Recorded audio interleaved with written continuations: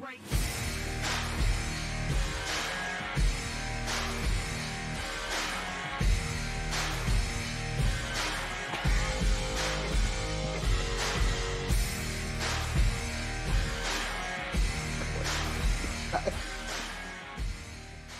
Hey, welcome in. This is FST, Fantasy Sports Today. Matt Striker and Joe Pisapia with you here, giving you everything you need in order to dominate. Whether it's season-long, DFS, straight-up wagering, we've got you covered. We're always having a good time here. That's what it is all about. Happy and healthy to everyone out there. Joe, congratulations. I understand that the Fantasy Black Book for the upcoming NFL season is already out and hard to get. People are really having a tough time, but I know they can go to Amazon because I know that you just restocked. Congratulations.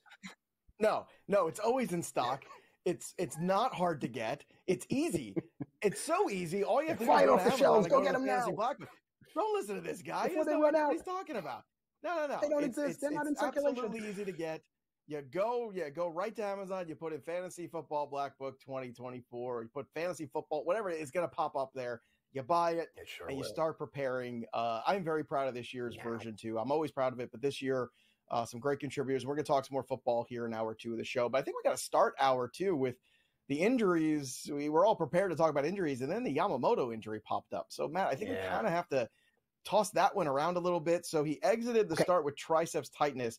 Originally, the start got bounced back, and we thought it was like, because they want him to, pitch on this day instead or whatever it was.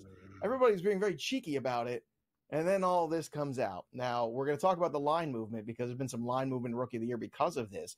But this is the thing that could keep Gavin Stone in this rotation a little bit longer for the Dodgers. But ultimately, Matt, look, it's great that Kershaw's coming back. Walker Buehler hasn't been great. Bobby Miller, to be honest with you, hasn't looked great in his rehab starts yet.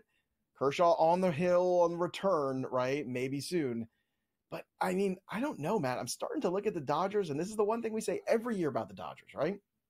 What does that pitching look like by the time we get into October? And this is why I never bet on the Dodgers to win the World Series every year, because I just have a hard time. Glasnow's been brilliant. I got to give credit. Like, he's been exactly what I thought he would be, which is probably the most reliable guy in this rotation. But, dude, Yamamoto at this point, I think you got to be a little concerned that there's definitely an IL stint coming in his future. What do you think? So was it you that said the Dodgers are built for 162, not 7? Yep. Is that a Joe Pisapia quote? No, and I think you're 1,000% right here. You really are. But what I think we're going to see here in a bigger picture is eventually we're going to get less and less of these huge contracts. We're going to get guys 5-year deals, maybe $100 million, whatever it is. And that's all it's going to be, because when you think about the Dodgers set the trend here, right? They went out, they spent $1 billion. Once the zenith, the apex of the mountain is achieved, there's only one place to go, and that's down. And this Yamamoto incident is going to be the thing we look back to. I really think so. But I don't think there's much to worry about. Yes, an IL stint is in order, especially now. You'd rather it now than later on in the season. But to your point, there's a lot of questions about the Dodgers once you flip that calendar to October or November, depending on where we are in the season. So I'm with you on that. Concerning. Yeah, definitely concerning. And I would be preparing, if you have Yamamoto, to be adding some pitching depth this weekend to your roster. Don't wait for, the Monday afternoon. Oh, yeah, or Tuesday evaluation. Yeah, he's going to go in the IL. Be prepared now. Find a plan because it could be at least 2 weeks, potentially, if not more. Josh Young is working his way back for the Texas Rangers, which is a good thing. And poor Josh Young, 2 of the last 3 years, missing significant time in the season. It's not great. And Josh Young last year did miss some time as well, actually, when you think about it. So really, Josh Young just misses a lot of time. I guess he's has spent too much time with Corey Seager. Is that what's happening in Texas? I don't know. But it's a good thing that Josh Young is working his way back. It's going to be a big addition. Look, think of it this way. If Seager gets healthy, Josh Young returns, Scherzer returns, maybe DeGrom returns, all of a sudden the Rangers might have a really interesting late season push in them. Jurickson Profar underwent a precautionary MRI. Things were okay on that knee, so that's a good thing. Trey Turner is running at 100%, which is more than I could say for Matt. That's good. It's more like 70 at best for Matt, especially these days. But the hamstring is progressing. Trey Turner looking to get his return date in stone sooner than later. And then Eloy Jimenez did start his rehab start. However, if you go to Joe Pisapia 17, you'll see my everyday Major League Baseball partner, the Welsh, is out in Arizona. Yeah. He got some complex league footage of Eloy Jimenez running, and it was not good. It looked like Miguel Cabrera 5 years from now running in a adult only softball league. It looked like that.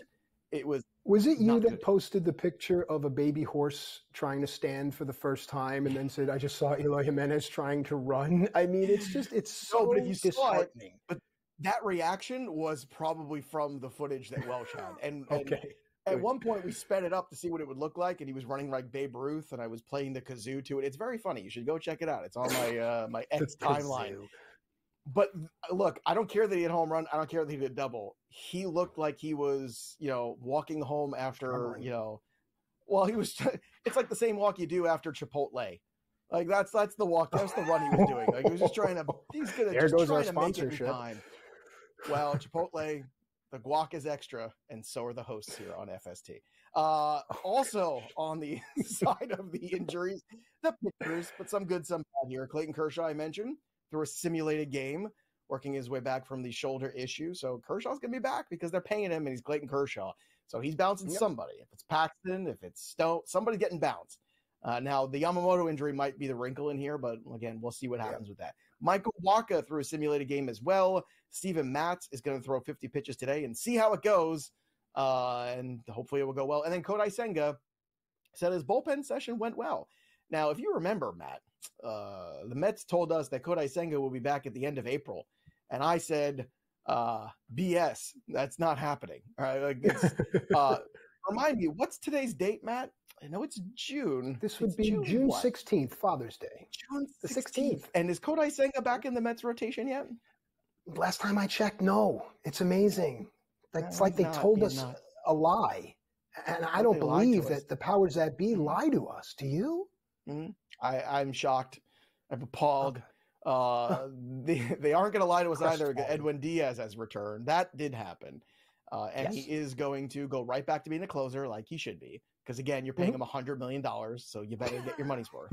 He's not an eighth-inning guy with that number. I continue to not be right. Hey, go out there and get it out in the seventh. No, for $100 million, you're closing game. And I know the ERA is at 5.14. But if you look at the strikeout to walk rate, I just want to say he's still 31-7. He still has 31 strikeouts in 21 innings. I am a buy of Edwin Diaz, and I think you should be too. All of you out there, forget the ERA, forget the situation there. This is a spot, Matt, where I think you look at the talent. Yep. Maybe the health wasn't there. Maybe the health was an issue, or maybe they used a possible injury, maybe just to give him some time away. Gee, we never seen that in Major League Baseball before. That never happens. Regardless, this is an opportunity here to be buying on Edwin Diaz and start to look at him as hey, people are frustrated. Then he goes in the IL, they're even more frustrated. There's an opportunity here right now to buy Edwin Diaz. And as long as that strikeout rate is still strong, I think he's a pitcher I want to have. What do you think about Diaz? Would you be buying him as well?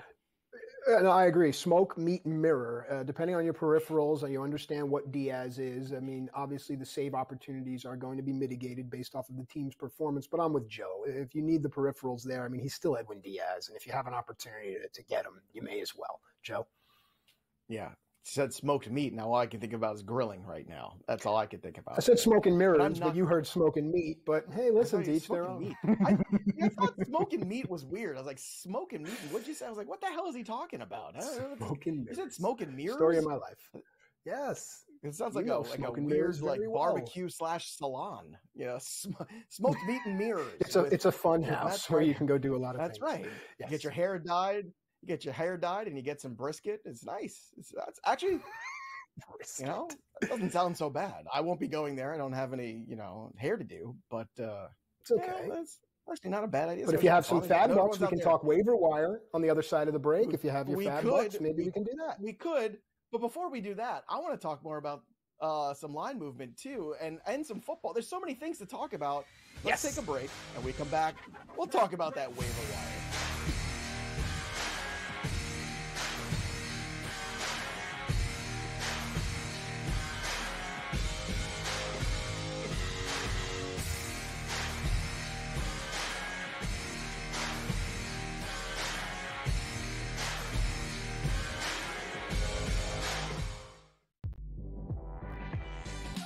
got Porzingis, you got Holiday, you got Derek White, you got literally, I would say what? 5 guys can get you 20 points in a game? I know people will say it's, only one guy. I don't believe that, Coach, that, one guy, those days are over, in my opinion. Like, a Bill Russell, a Wilt Chamberlain. Betting above the rim, only on SportsGrid. Your gut says Miami is going to win, and you should take the over. Your gut also said your NFT selfies would only go up in value. They didn't. But your head is on SportsGrid and knows the QB is in concussion protocol. The backup has a 45 QBR against the zone coverage. The New York D has the most sacks in the league. So yeah, trust your head. It's smarter to be on SportsGrid. Garrett Cole's getting ready to come back too. I guess this, look, they've played great without him, but you're not going to say to Garrett Cole, look, don't come back. I mean, it's a ridiculous conversation to have. They're not going to take any unnecessary chances.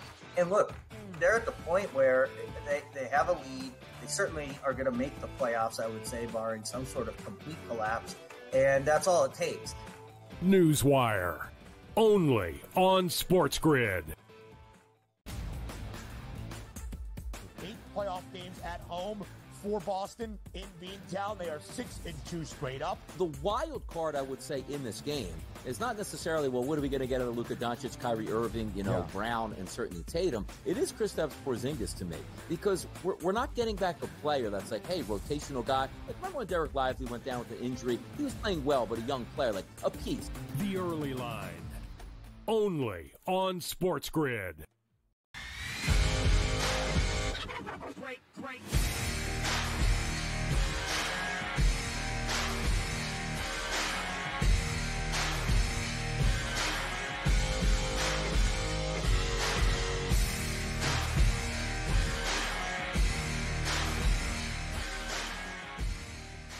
All right, welcome back into FST Fantasy Sports Today. Matt Striker and Joe Pisapia with you here. Tip of the cap to our entire crew behind the glass. My favorite thing in the world is our producer knows that he has to say hot mics before we come in, because Joe and I are just talking sports, and then once the mics go on, you enter into the conversation. Occasionally, a few faux pas may slip out, so the hot mic warning helps us. But folks, you are in on the conversation, and it is time now for a waiver wire conversation. Listen, the gloves are off, Joe. They really are. Clayton Kershaw is available in maybe 40% of leagues, 43% of leagues. What can one get from Clayton Kershaw to help their team in a season-long scenario? Look, I just think it's worth adding pitching depth. And I was kind of shocked to see the roster percentage here. We're at 57% for Clayton Kershaw, which is, at this point, surprising because there's been a lot of buzz about him coming back. I thought this number would have been closer to 70-something, but it's not, which means in almost 50% of leagues, almost half your leagues, this guy's floating around the waiver wire. The problem is not every league has a lot of IL spots, and if you're playing in a shallow league, do you want to use them on Clayton Kershaw? That's fair. You got to look at the timetable of Clayton Kershaw. So if he is working right now, throwing bullpens, trying to go through simulated games, all that stuff, it's the 16th of June, right? You're probably not going to have him come back before the All-Star break, but there's a good chance that directly after he is in that rotation, if you're looking at how somebody would ramp up over the next, potentially 5 weeks or so, that seems to be exactly where you'd be looking at Clayton Kershaw, which is what we've been kind of told too. End of July, that seems about right for him, and then being there to make the rest of that run. Kershaw's an interesting guy on the roster for a few reasons. Number one, he's a Dodger, right? So we already know win potential is there. Number two, he's Clayton Kershaw. He does have a pretty good track record being one of the great pitchers we've seen in baseball. Now, he's not the same guy that he was a few years ago. We don't know what he's going to look like now, and it's going to be interesting to see how these rehab starts eventually do go. But there's also a third option here, which is Clayton Kershaw also is a name. And having names like Clayton Kershaw on your roster who are working their way back from injury, and it's all good and potential and everything looks great and grand, they have value in the trade market potentially too. So there's a lot of value to having Clayton Kershaw on your roster for a myriad of reasons. And I think when you're looking at Kershaw right now being available in so many, I think it's a mistake that's being made and people just probably don't even realize that he's out there. But we're letting you know, we're sounding the alarms. He's out there. go add him, because for all those reasons, he has value either on your roster for the rest of the season, potentially, or in a potential trade on somebody else's roster to give you back talent that you might find a little bit more exciting for the rest of the season. So Kershaw is definitely an add for me this week. I really love what you said about value, because a lot of people overlook that. Simply having the name in a trade package is going to make a manager raise a brow. Look, my wife has an entire closet of unopened shoes, jewelry, and clothes. And I say to her all the time, you never wear it. And she says to me, it's value. There's value in it. Joe, you're 100% right. People are going to see the name brand. They're going to see Tiffany, Louis Vuitton, and they're going to say, oh man, I'm going to jump at that. They're going to see Clayton Kershaw, what's he going to give you? 5 innings? 6 strikeouts? I mean, what can you truly expect from Clayton Kershaw? You have to know that going in, but his value is important, Joe. Great point. Where do you want to go next? I want to go to the White Sox, if you could believe it. Drew Thorpe is an exciting pitching prospect. Well, because Drew Thorpe came up this week and jumped from Double-A and actually looked pretty good doing it. 5 innings, 4 strikeouts, 2 walks, only gave up 1 earned run. This guy's been dominant. 11 starts at Double-A this year for the White Sox, a 1.35 ERA, a .86 WHIP. There's nothing for this guy to learn at the Double-A level. You could argue the Triple-A level. Now, they needed that starter to come up there, but with potential there for Garrett Crochet to get moved on at some point in this season, looking at the innings totals for this guy too, in 2023, he threw 139 innings. So innings combined for him should not be an issue this year. If you're thinking that Drew Thorpe is a guy that, is probably going to, be shut down August 1st, I don't think that's going to be the case. In fact, I think there's a better chance that Drew Thorpe is still pitching in August and September, and it's going to be for the White Sox. And he was acquired in that deal. He's kind of the linchpin in that deal when they sent Dylan Cease over. And I think they got a good one here. So Matt asked earlier in hour 1, if Crochet goes and then, they get rid of Luis Robert, what's left to cheer for? Well, maybe Drew Thorpe could be one of those pieces. But in any sort of keeper format, Drew Thorpe floating around the waiver wire, you add him. And right now he is floating around in a lot of them. He's rostered in just 41% of leagues. He is a bright young pitching prospect. He also had a great spring against major league hitters too. Also not to be lost to the shuffle of this conversation too. I know it's only spring, but those are major league hitters you're facing. Comes up, has a good start against major league hitters. Triple-A be damned. Maybe this is one of those rare opportunities where a guy can jump from Double-A and just doesn't skip a beat. And it looks like maybe Drew Thorpe could be that guy. I think there's your T-shirt. If anyone from RotoWare is listening, Triple-A be damned. And then just Triple-A be damned. Joe Pisapia as a little quote. All right, let's go to St. Louis now, because my dear friend Joe disparaged my beloved Cardinals when he took the steam out of Nolan Gorman. So let's talk Alec Burleson. Look, the Cards were playing well for a while, and it really makes that division very interesting. But again, as a Cardinal fan, I will tell you full disclosure, I have not made one wager on this team the entire year because I find them to be volatile. But Alec Burleson has been a nice, bright spot. Can he be consistent? Available in half of leagues, Joe. He has been. And I think that's the thing. You're looking at a guy who can give you some batting average, gives you a little bit of pop, play some different positions too, a little first base, a little outfield. I'm going to give you a name. Like, again, it's not necessarily physical profile the same, but I think more in style is Ben Zobrist. Remember Ben Zobrist was a guy that you could just kind of play everywhere. And well, I mean, again, physically, he doesn't remind me of Ben Zobrist necessarily, but I'm talking about in terms of like the style of player where you're like, yeah, I know what I'm going to get a 280 batting average and I'm going to get, 15, 18 home runs out of this guy. And he's going to be a guy that I can keep in my lineup and he's valuable because he plays different positions. I think that's something you look at Burleson and you say, yeah, he could be that kind of guy for me. And another guy, too, in that same division, he is rostered in just 55% of leagues, is Noelvi Marte. Now, he is due back here after the suspension at the end of this month. So don't wait for that. Be ahead of the curve. I talked about it last week in terms of those keeper dynasty leagues to buy on Marte. Once the Christian Encarnacion Strand injury happened, he was out for the year. Matt McClain's still unknown when he's going to return, if he's going to return. There's a pathway now for Noelvi Marte. What seemed like a logjam going into the season, India has staked. That infield looks so crowded. Now it's like we're desperate for help. When can we get Noelvi Marte back? And Marte crushed the ball last year. I'm excited about him. You should be too. Add him now before the buzz continues because he is hitting already in rehab assignment. We come back, more FST. The lines are moving. We return.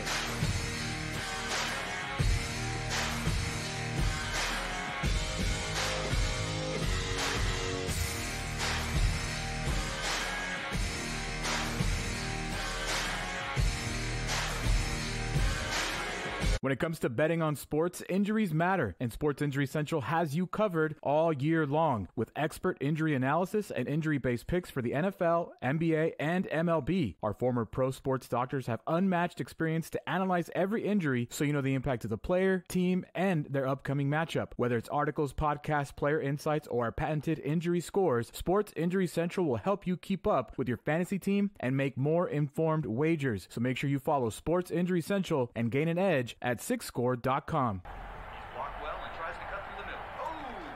Your gut says Miami is going to win, and you should take the over. Your gut also said your NFT selfies would only go up in value. They didn't. But your head is on SportsGrid and knows the QB is in concussion protocol. The backup has a 45 QBR against the zone coverage. The New York D has the most sacks in the league.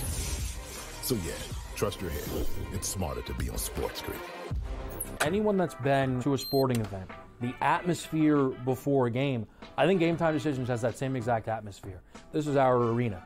This is what we do. There is going to be an energy to Game Time Decisions that you will feel night in and night out. The excitement you get when you lock your bets in, when you're figuring out what you want to do, we can zone in on the biggest games each night. I want this to be the place that people come to before the games start so they feel as ready as possible to lock in their cards. We are going to hit every single one of those markets that you need to know about. We're going to go through every single thing, and I've got a great team behind me that's going to help me get the job done. There is not going to be a better place, I promise you, than Game Time Decisions to get that new information, react to it, and be able to then bet accordingly. We will have everything at our disposal, and we will use that to our advantage.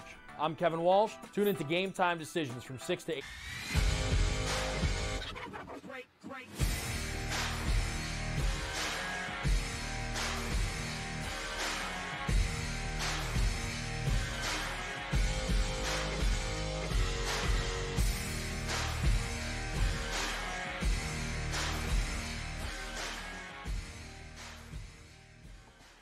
All right, welcome back into FST Fantasy Sports. Today, Matt and Joe with you here, and it's all about self-care, folks. It's all about making yourself the best that you can be. If your goal is to serve others, you cannot pour a glass for anyone if your jug is empty. Isn't that right, Joe? With that said, it's time for Major League Baseball line movement. I want you all to know that's all Joe's wisdom that he imparts to me during the break. And then I come on the air and make it like it's my own, but it all comes from Joe. MLB line movement. And I want to personally thank you for doing these segments each and every week. They have helped me exponentially with a lot of my futures wagers. So let's talk about the National League Rookie of the Year, because you're always so on point with this. And now with the Yamamoto injury, there's some movement. Let's talk, Joe. Yeah, there's a lot of movement. Well, first of all, the cup runneth over for Shota Imanaga, who has been spectacular. I mean, let's be honest. Like, the guy has been as advertised. We bought in at plus 1,400, and we're very happy we did. Now that number is plus 160, 120 this morning, because, again, there's been even more line movement potentially in some houses. Paul Skeens has been great. Now, Skeens has been a little bit of a phenomenon here, but will it last? That is the question. Imanaga making meaningful starts in August and September. Can we say the same for Paul Skeens? I don't know. I don't know that answer. It looks like an easy 100. Skeens is fascinating to me. I also like that he warms up with the football like Nolan Ryan used to, which I don't remember a lot of guys doing that, but I remember Nolan Ryan did, and you remember it too, because he had that Upper Deck baseball card that he was there with the football. And that was one of the weirdest, coolest baseball cards. See it in my head right now. You know exactly what I'm talking about. It's a weird, awkward one where his arm was up in the air with the football. You could barely see his face. Like, that's the pick for Nolan Ryan we're using? But I digress. Well, let me ask you a question on Paul Skeens. Yeah, sure, yeah. The guy he can give you 100, and then he can just buckle you at 88. Now, I don't want to be the one to portend or forebode, but I'm with you. How much longer, given all the injuries we see, can this young man be throwing 100-mile-per-hour pitches before we hear Paul Skeens has left his start? What does that do to the number? I mean, he would be the first guy to not have it. I guess that's my only response. Give me the situation where the guy outside of Nolan Ryan, which again, maybe he's just built different. Maybe he's got a different routine. Maybe there's something about the throwing the football and the way he warms up and the different things that he does that allows him to do what he does consistently. But I mean, I haven't seen a lot of these guys throw in that velocity for an extended period of time that eventually don't break. Right. But it's tricky. And the Yamamoto thing too. I mean, you look at what he was at plus 340, but now after yesterday's news, he's at plus 700. That one jumped big time. Yeah. Look, Jackson Merrill, Joey Ortiz have been a good story. Mason Wynn's been fun. It's Imanaga and Skeens. It's a 2-horse race right now, period. End of story. And there's still some positive money on Shota Imanaga, and I still think long-term he's the bet to make. The American League Rookie of the Year, still, Matt, you got minus money on Luis Heel, and this is another one that bothers me. I don't think Abreu with plus 550 is really in this mix yet. Mason Miller plus 550 has been great. Now, Mason Miller, if he gets traded to a National League team, that would really crush things. If a National League team ends up taking him. But my concern with Heel is this, is that we're already creeping closer and closer to that innings high for him, which was 96 a couple of years ago. It's been a while since he hit that. That's 2019. Just want to remind everybody, right? A couple of years ago. I think you're looking at Heel here and you're thinking to yourself, oh, how much longer can we have here for him? When Cole comes back, does he go and become a 3-inning starter at AAA to save him for September? If that happens and Wyatt Langford gets hot, like Wyatt Langford is still a really big-time talented guy. He's starting to hit the ball hard with authority lately in the month of June. He's plus 3,500. I know I have been, talking about this Heel thing here, and I've been very negative about it. And it's not that I don't like the player. I love the player. But I'm trying to be realistic about the player. Yeah. And look, being practical, again, you're looking at that innings total here, 96 back in 2019. The innings total since then, 83, 79. He is at 80 right now. He's 80 right now, Matt. How much longer can we push this before something happens to him? So I'm looking at Langford. I'm saying there's an interesting long shot. Do you think I'm crazy, or do you think this is Gunnar Henderson 2.0? Well, with regards to it being Langford, maybe, but the idea that you have is understanding what these young pitchers are capable of and where their limit is and being able to pivot. That, to me, is the right answer. Also want to give our credit to our graphics team for getting that Yamamoto updated number there. Good work, boys. Not lost on me, Joe. Yeah, also not lost on me is Gunnar Henderson last year at this time, this date, was hitting around 200. And then the rest is history. Just saying, let's watch Wyatt Langford very carefully. Maybe we don't invest now. If he has another good month of June here, maybe July, he start to do that. We return from football talk, undervalued wide receivers on FS2.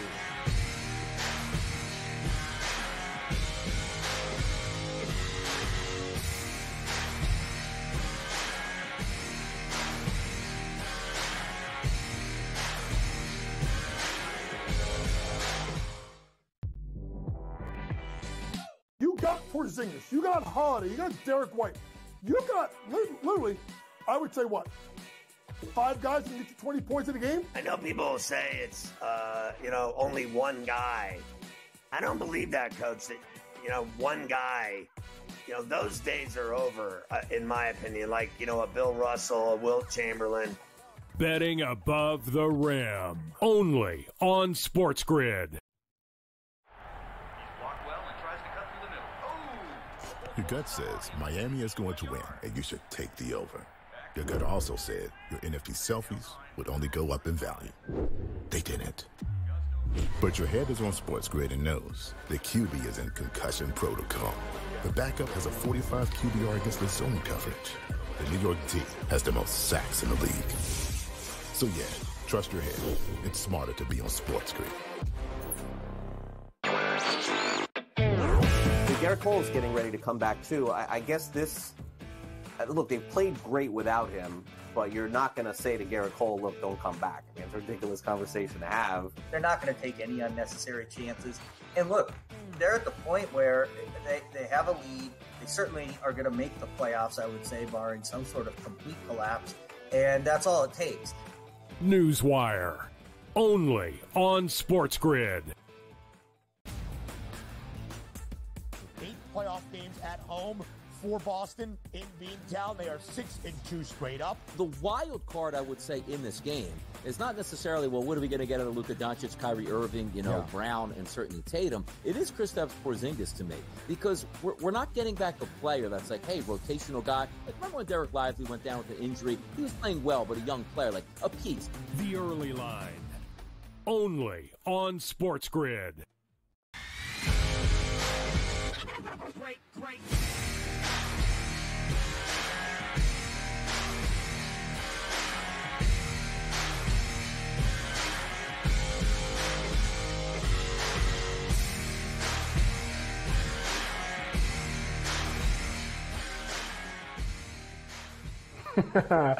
Welcome back into FST Fantasy Sports Today. Matt Striker and Joe Pisapia with you here. We were talking baseball, but it's time now to pivot to football because the Fantasy Black Book is out. And remember, failure is preparing to fail. It's never too early. Let's talk some undervalued position players. Is there a particular position you'd like to focus on, Joseph? Oh, there's one position Joey P loves. He loves talking about the wide receivers. I just did a few mock draft shows over at Fantasy Pros last few weeks. Did one on the ITL show too. It's that season where you start to look at the board and see what's going on there. And some of the early values of wide receivers you're getting are just ridiculous. So this carries over for best ball too. And I just want to kind of throw this out there for everybody. Pay attention because these aren't guys that are what ifs. These are guys that have been and are still young enough to be again. And I just don't understand after a down season why some of these guys are just getting tossed aside. It just makes no sense to me. I'm going to start with an offense that it seems like everybody wants a piece of. Now, Devon Achane's draft stock is really high right now. Raheem Mostert's is really low, but he's 32. Tyreek Hill, if you don't have the top, 4 or 5 picks, you're not getting Tyreek Hill. And then there's Jalen Waddle, who's just kind of sitting out there. And he's wide receiver 19. Now, last year, he was wide receiver 12 on the board, sometimes 10 on some other people's boards. The ADP overall at 30, and I know that's relatively still expensive, but not for Jalen Waddle. And I don't understand why somebody in one of the most exciting offenses, one of the most efficient offenses, highest scoring offenses in football, isn't more desirable in fantasy football. Explain this to me like I'm a 5-year-old, because I don't get this. Not to mention, he just signed a 3-year, $84 million contract.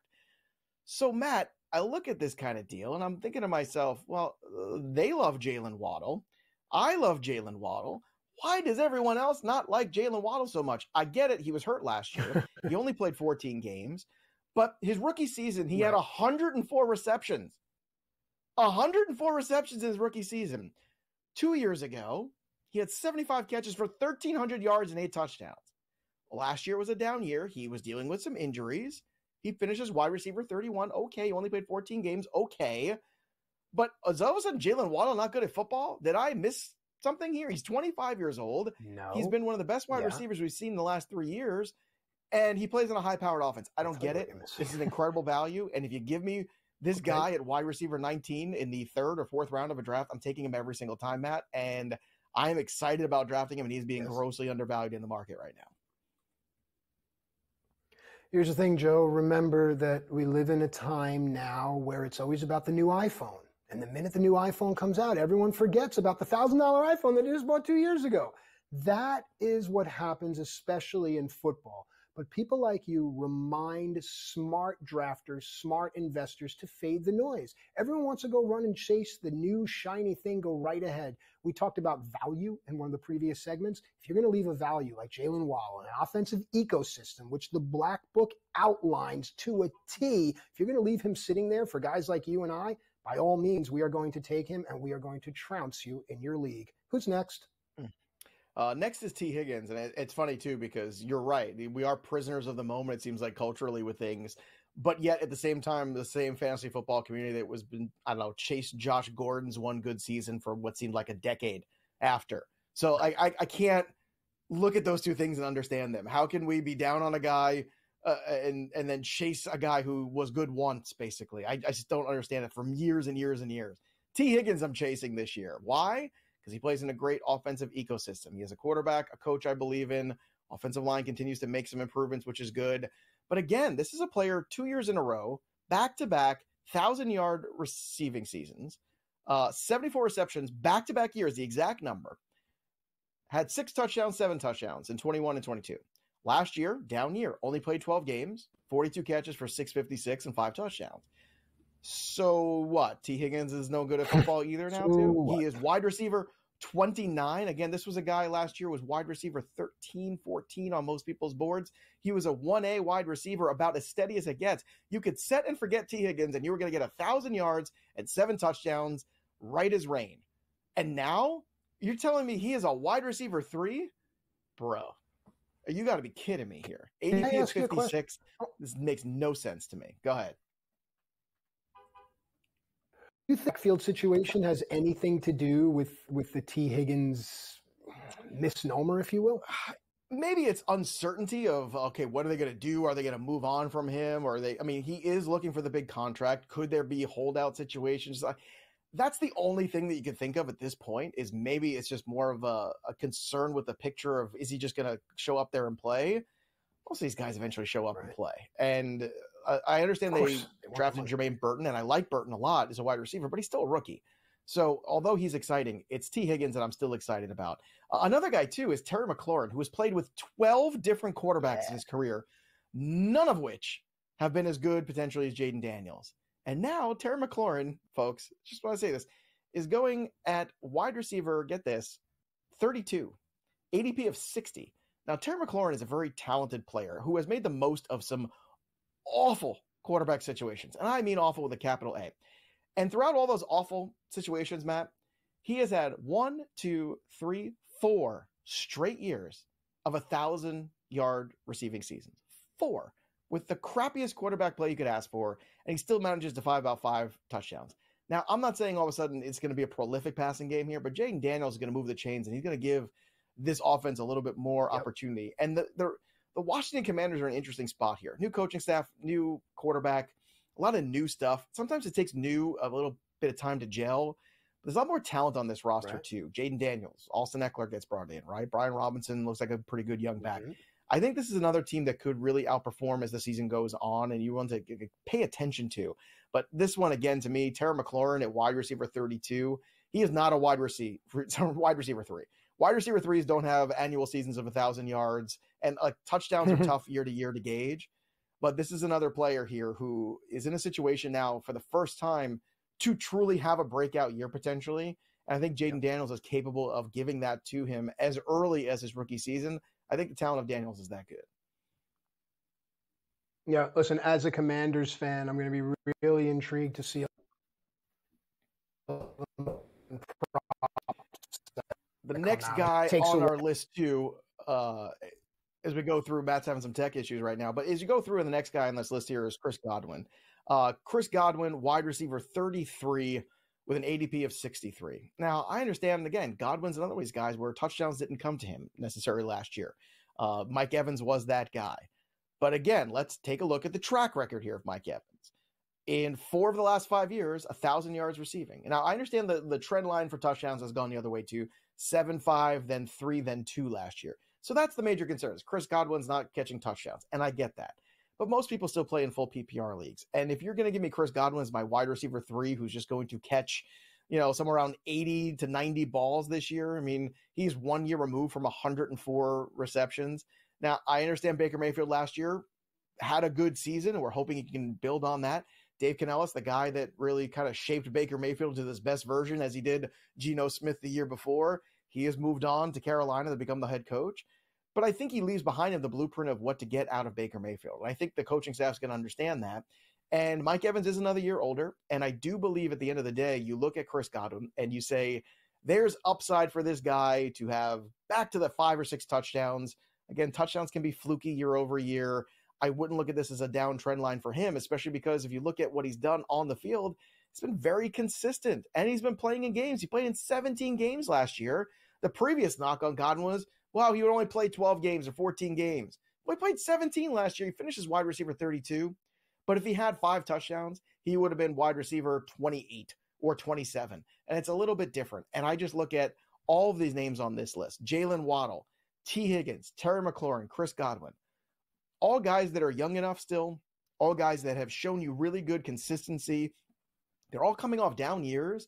And the market right now is nowhere where it should be on these players. It is far too low, so take advantage in best ball when you can.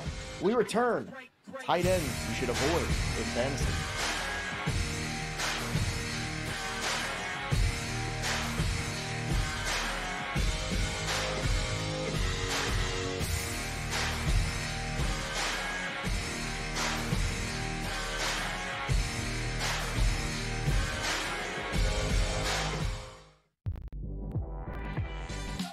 got Porzingis, you got Holiday, you got Derek White. You got literally, I would say what? 5 guys can get you 20 points in a game? I know people will say it's, only one guy. I don't believe that, Coach, that, one guy, those days are over, in my opinion. Like, a Bill Russell, a Wilt Chamberlain. Betting above the rim. Only on SportsGrid. Your gut says Miami is going to win, and you should take the over. Your gut also said your NFT selfies would only go up in value. They didn't. But your head is on SportsGrid and knows the QB is in concussion protocol. The backup has a 45 QBR against the zone coverage. The New York D has the most sacks in the league. So yeah, trust your head. It's smarter to be on SportsGrid. Garrett Cole's getting ready to come back too. I guess this. Look, they've played great without him, but you're not going to say to Garrett Cole, "Look, don't come back." I mean, it's a ridiculous conversation to have. They're not going to take any unnecessary chances. And look, they're at the point where they have a lead. They certainly are going to make the playoffs, I would say, barring some sort of complete collapse. And that's all it takes. Newswire. Only on SportsGrid. 8 playoff games at home for Boston in Beantown. They are 6-2 straight up. The wild card, I would say, in this game is not necessarily, well, what are we going to get out of Luka Doncic, Kyrie Irving, Brown, and certainly Tatum. It is Kristaps Porzingis to me, because we're not getting back a player that's like, hey, rotational guy. Like, remember when Derek Lively went down with an injury? He was playing well, but a young player, like a piece. The early line. Only on SportsGrid. Great.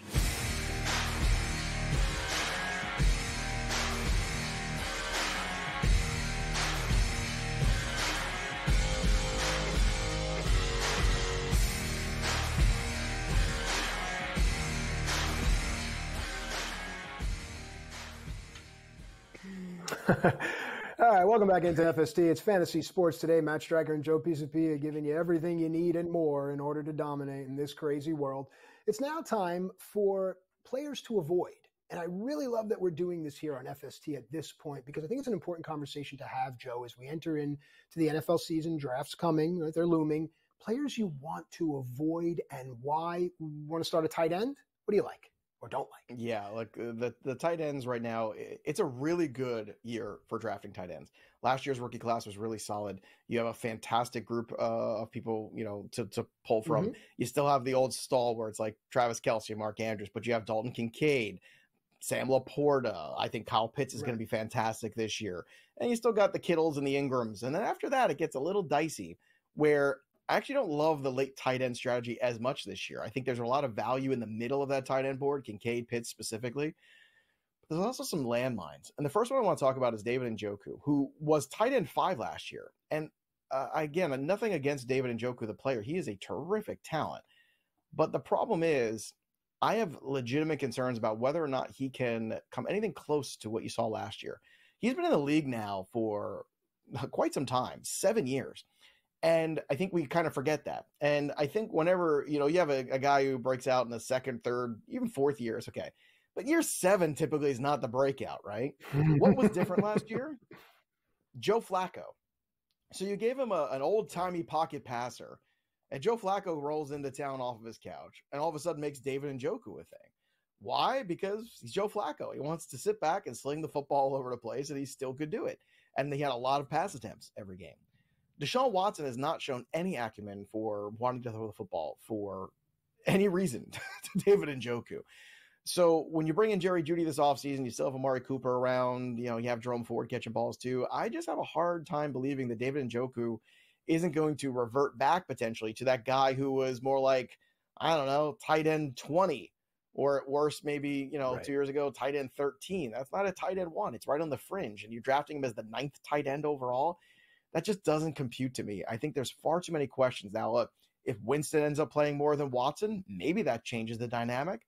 But who's to say it changes it better for David Njoku? We just don't know. And after 7 years of waiting for David Njoku to become a thing, again, great talent. He's got all the makeup to be a top kind of tight end. And you saw that last year. Finally, somebody was utilizing him.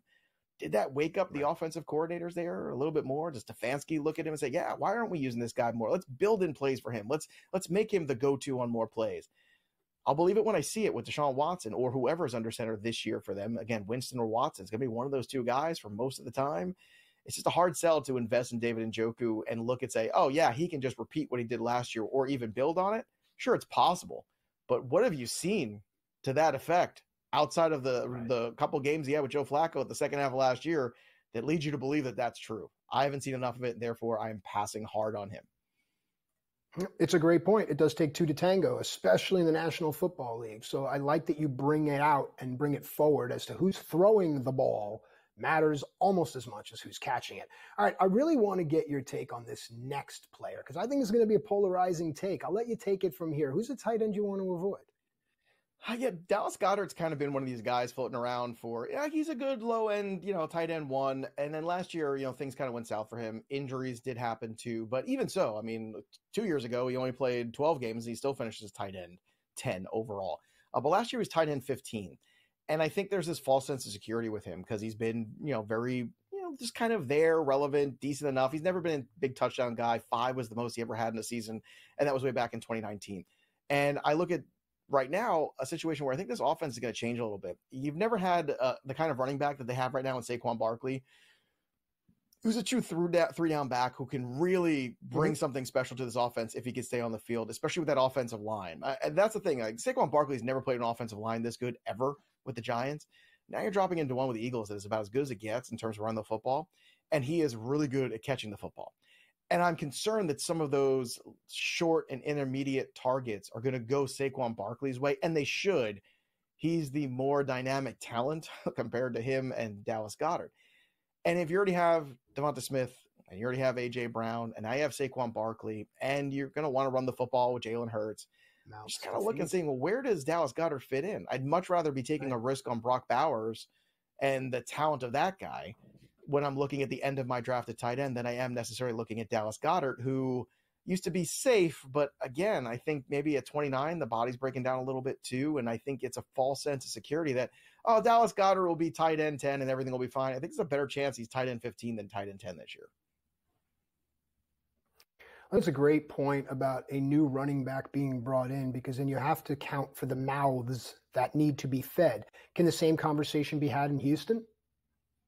Yeah, Dalton Schultz, another guy who's finished as a tight end 1 3 straight years. Last year, 5 touchdowns, 635 yards. The year before that, 5 touchdowns, 577 yards. Pretty consistent between Dallas and then moving to Houston, playing with C.J. Stroud. But there's a big difference now this year in this offense. It's year 2 of a young quarterback looking ahead and improving. Rookie quarterbacks tend to favor the tight ends because they like to check down. They sometimes have trouble with reading defenses in the NFL early on. And the tight end is that drop down, easy target security blanket. CJ Stroud has shown you he's already kind of moving past that last year, especially towards the end of the year. And now you're bringing back a healthy Tank Dell to Nico Collins, and off seasons you sign Stephon Diggs. So you tell me, Matt, how many targets are going to be available in this offense for Dalton Schultz? Again, it's a very tough sell. He's currently being drafted, again, right on that fringe of tight end 1, but I don't look at him as a good investment this year. I would rather, once again, look at Jake Ferguson, look at Brock Bowers. I'm going late tight end. I do think there's a real, when you get to 8 with Evan Ingram, to me, that's kind of where the drop-off is considerable. You're taking a big risk on TJ Hawkinson being healthy. That's a big problem. I think you're looking at the top of this grouping with Kelsey, Laporta, McBride, I think is going for a great season.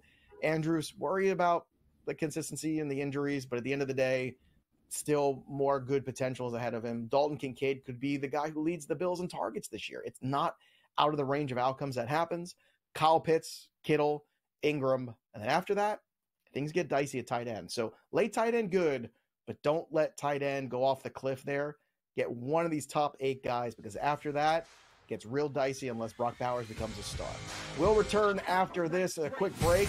We'll look at the 2-star pitchers in Major League Baseball.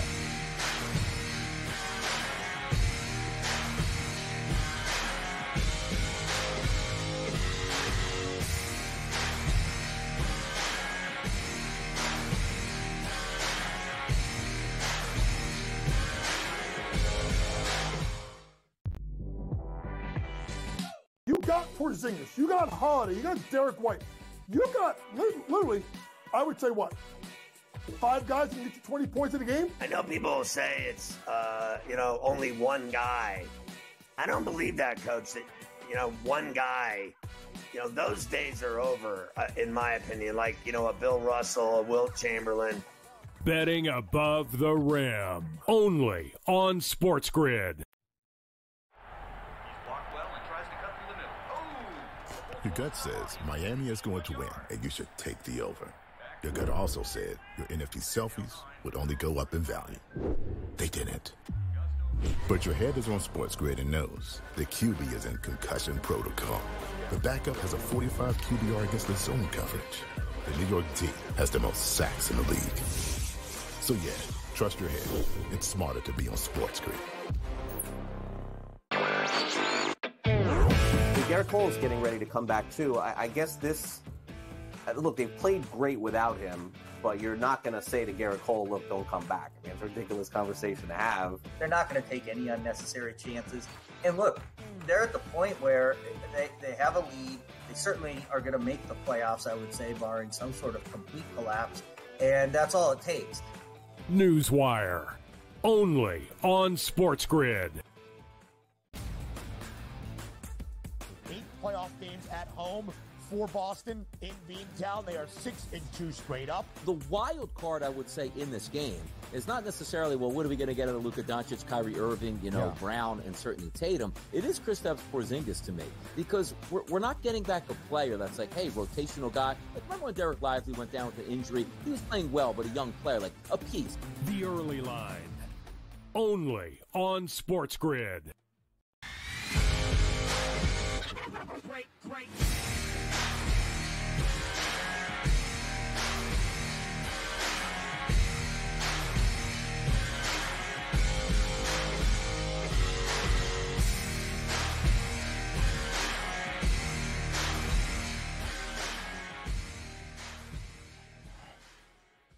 All right, welcome back into FST Fantasy Sports. Today, Matt and Joe with you here. It's been a great show. We talk baseball, we talk football. A tip of the cap to all the dads out there. A tip of the cap to anyone out there that steps up in a child's life, independent of if they belong to you or not. The fact that you make a child a priority, thank you, because someone did it for me and someone did it for Joe, and it's the reason we are who we are today and always trying to be better. With that said, let's talk about 2-start pitchers. We're always trying to be better. Let's find some. Who do we like?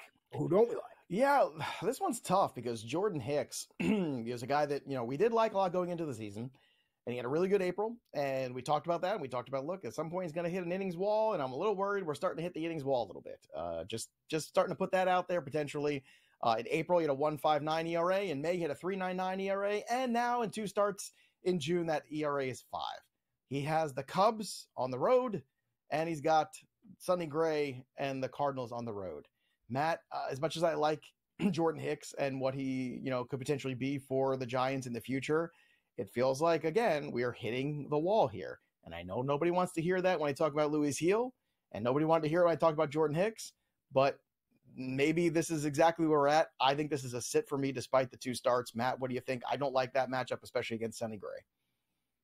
No, I'm with you. You definitely, if you have to ask yourself, should I? Then the answer automatically needs to be no. But I will say this for the long term. Look, Hicks was a bullpen guy. So if they move him back there and a guy like Keaton Winn or Robbie Ray comes off the IL, the Giants still have options. But I'm with you just because it's volatile. And anytime I have to question a decision, to me, that's a no. This next one here, though, I think is a resounding yes, but I want your take on John Gray. Great point about Robbie Ray working his way back, too. I think that's exactly what happens when Ray returns. John Gray this week has David Peterson and the Mets at home and another home start against Daniel Lynch and the Kansas City Royals. I throw caution to the wind here, and I hope that John Gray can make it through these 2 starts because sometimes that's a tough one. But John Gray's had some good moments. I'm with you. I'm starting John Gray this week. And the other one to talk about is Jake Irvin, who's kind of, again, crept up on us. Washington Nationals. We just found out, too, that one of our TDs here, our good friend Sam, is such a big Nats fan. He actually has a Nats tattoo.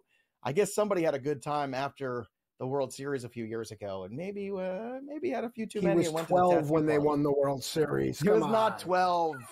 Maybe he was. It wasn't that long ago. It was only a couple years ago, for goodness sake. But Jake Irvin going against Slade Ciccone, who has been rough with that 8 ERA in the last 3 games, and Austin Gomer. Now, this one's in Colorado, but Matt, I don't care anymore. If you're facing the Rockies, I want those strikeouts. I know one starts in Colorado, but Matt, I kind of want to start Irvin anyway. What do you think? Yeah, I like Jake Irvin a lot. I like what the Nationals bring. They've been hard to wager on just because they're competitive, but sometimes they don't win when you think they will. But I really like Irvin. I like this pitching staff a lot. As someone said before we came on the show, the minute they get rid of Patrick Corbin, they're going to be partying in that ballpark. Joe? Yeah, they're definitely going to be. But next week we're going to talk about some potential mock drafts, what they look like, look at some rosters and some teams and certain roster construct too. It's best ball season too.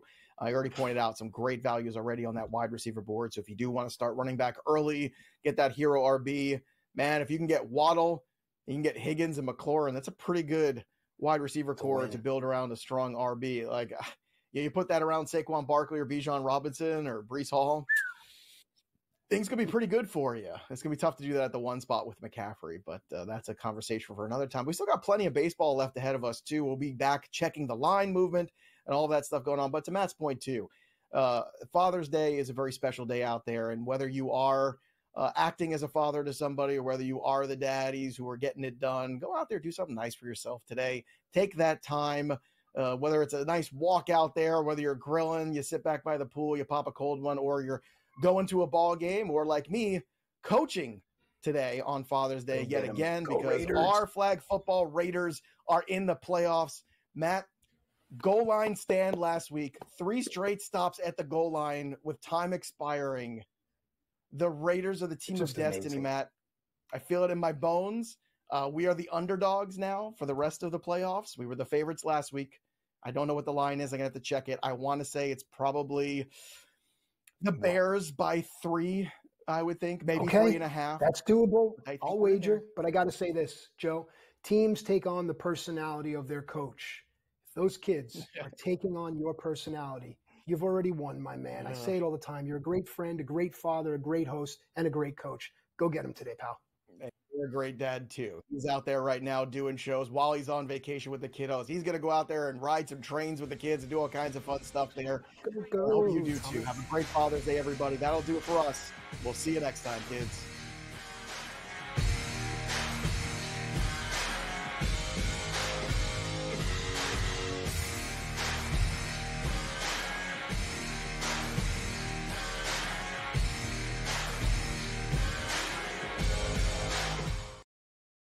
To be on SportsGrid, your 24/7 sports wagering network. The early line. Magical and historic season in Lincoln, Nebraska continues. He is the best player in the NBA, but also in the biggest moments where the national media is watching. Newswire. Something that we have never seen happen before with one of the iconic coaches in the game. Pharrell Coast to Coast. The team covers. It's automatic. It's every time. Not sometimes. It's every time. Game time decisions. Luka is actually far more dangerous from 3 on the road this year than at home. This game here tonight, you may want to consider taking as many points as humanly possible. In-game live. Prime time. We got not 1, but 2 coaches fired systems in place. Sports Rage this Late sort Night. Of has letdown written all over it. It's going to be hard to match the emotion that they played with the other night. It's smarter to be on SportsGrid. The Bostonian versus the Book. That was Aaron Rodgers' thing. Took a quarterback in the first round. Yeah. It's a luxury pick. We don't have the luxury. We're trying to win right now. I'm in a window right now, and you're going to say, no, we're going to plan this for the future. With a guy who had 4 years, 4 seasons ended by injury. 4. Like, Michael Penix is a walking injury. Like, what are you doing taking him in the top 10? The Bostonian versus the Book. And now you have to qualify in these majors. You got to go do it, man. Like, and it just comes off really petty to sit up there and be like, I'm not. You know what you signed up for. So I don't like the pettiness. And I 100% think Taylor Gooch should be in the major championships. So in the same note, I'm saying this, but also it's like, hey, this is the world in which we live in right now, and you don't deserve anything. Only on SportsGrid.